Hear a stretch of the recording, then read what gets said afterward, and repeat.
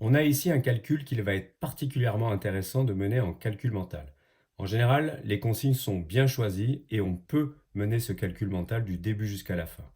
De toute façon, si on est amené à prendre sa calculatrice à un moment donné du calcul, c'est-à-dire à peu près au milieu du calcul par exemple, c'est pas très intéressant d'un point de vue mathématique, c'est-à-dire que autant prendre dès le départ sa calculatrice, calculer la globalité du calcul initial et ne pas s'embêter à faire une partie en calcul mental et la fin avec la calculatrice. Là, les nombres sont parfaitement choisis et on va pouvoir mettre en place les propriétés du calcul fractionnaire, on va pouvoir mettre en place les propriétés sur les puissances pour pouvoir avancer petit à petit et tout gérer ça avec du calcul. La première idée est la plus importante. On a ici une fraction avec des multipliés au numérateur et au dénominateur et la propriété de la multiplication des fractions va nous permettre de séparer et de regrouper tout ce qui concerne les nombres, c'est-à-dire 4, 9, 1,5 et 2, et de l'autre côté, tout ce qui concerne les puissances. Dans les faits, ça donne la chose suivante.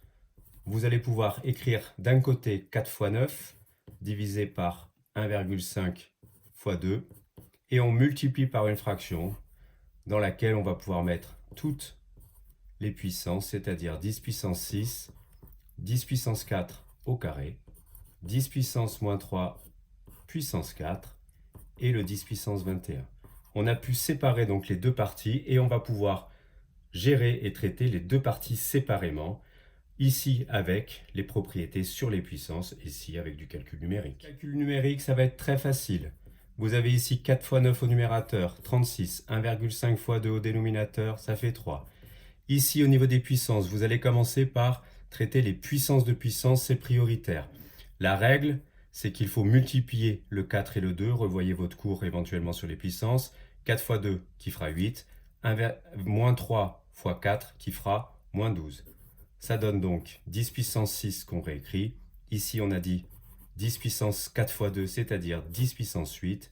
Ici, 10 puissance moins 3 fois 4, c'est-à-dire 10 puissance moins 12. Et il nous reste le 10 puissance 21 et j'allonge mon trait de fraction. Dans le calcul, avec ici 36 divisé par 3 qui nous donne 12. Au niveau de la fraction avec les puissances, on va gérer en premier le numérateur séparément du dénominateur en appliquant la règle de multiplication d'un même nombre avec des puissances. On se rappelle que la règle va nous amener à additionner les puissances. 6 plus 8 qui fera 14. Attention, il y a un nombre négatif. Moins 12 plus 21 qui va nous donner puissance 9. Ça nous donne donc 10 puissance 14, 6 plus 8, et au dénominateur 10 puissance 9 qui nous vient du moins 12 plus 21. Et on va avancer avec la règle de la division qui va nous amener à soustraire les puissances entre elles. Le 12, on le conserve. On soustrait donc le 14 avec le 9 et on obtient 10 puissance 5. Attention, on ne s'arrête pas là, ce n'est pas l'écriture scientifique. L'écriture scientifique sera obtenue quand on pourra mettre la virgule après le 1, c'est-à-dire après le premier chiffre différent de 0 du nombre avant la puissance de 10. Et donc il y a un petit travail à faire qui va consister à séparer le 12 en écrivant que ça fait 1,2 fois 10 puissance 1. Ça, c'est le 12. Et on garde le fait de multiplier par 10 puissance 5. Et il faudra donc finir en raccrochant les deux puissances qui sont là. On aura bien notre écriture scientifique puisqu'on a bien un chiffre différent de 0, la virgule, on a le 2 derrière, 1,2. Et derrière, on va avoir une puissance de 10.